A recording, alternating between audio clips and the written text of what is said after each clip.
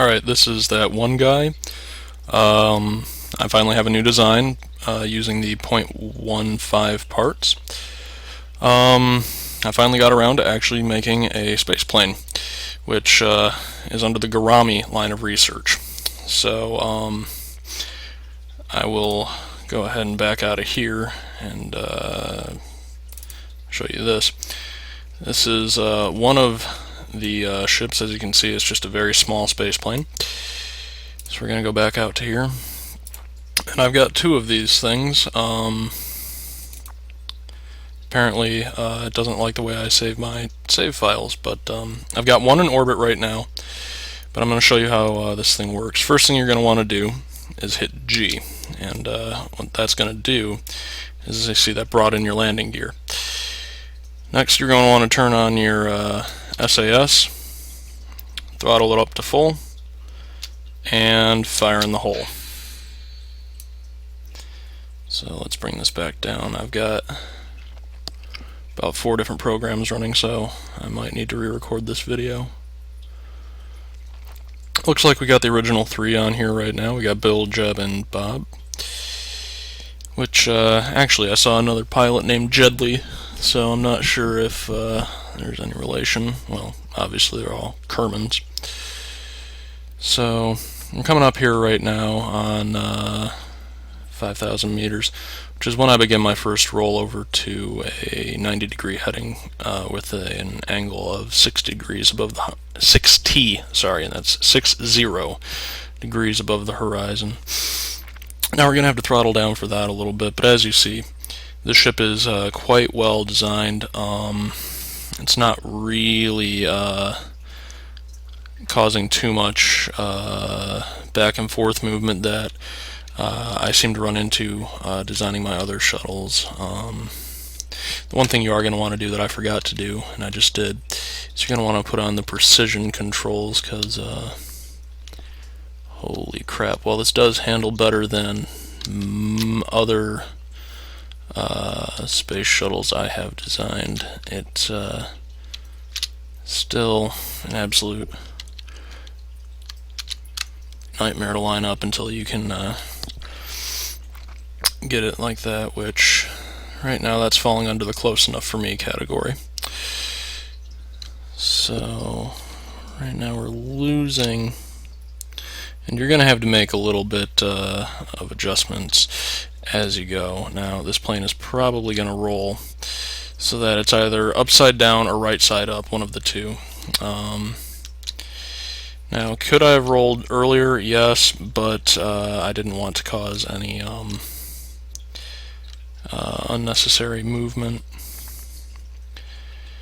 So we're just going to burn through the rest of these fuel tanks, and as you see, our apoapsis is not that too terribly far in front of our ship, but through constant monitoring of all of the systems, we can actually start to see us punching through the atmosphere to the point where we're doing about 6 football fields a second right now.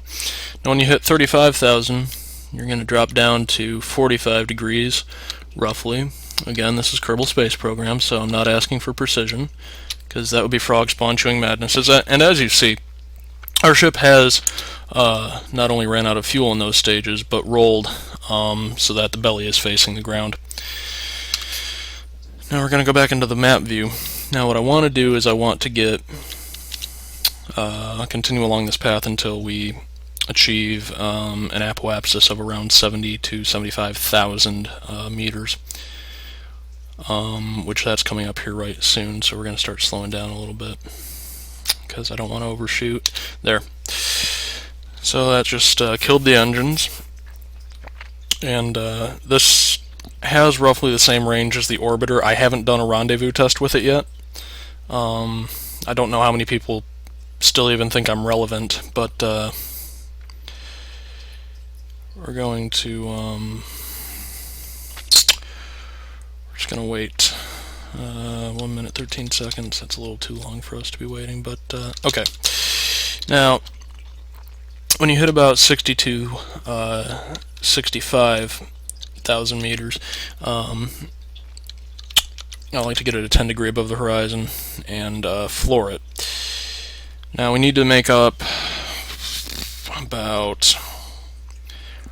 What I'm doing is I'm trying to build up some speed right now until we get an apoapsis of about 100,000 meters.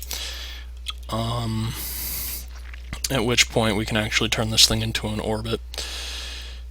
I'm sure there's pilots out there, ripping their hair out saying, "No, you idiot, there's a better way to fly this." Well, there probably is, and I just don't know it.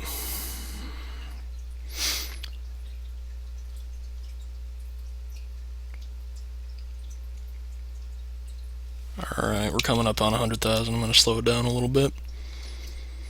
And close enough for me. Okay, so what we're going to do is we're going to get over there. And we're using this trajectory that we're on. And I'm not even going to bother rendezvous. I'm just going to get it up to the altitude, show you what's up. This craft is completely capable of a horizontal landing. I haven't quite worked out how to do that yet, but I'm half considering putting up what I call the Gourami III ATV, which is the atmospheric test vehicle that I used for this strain of research. Now, what I want to do is I want to get this out to about 300,000 meters.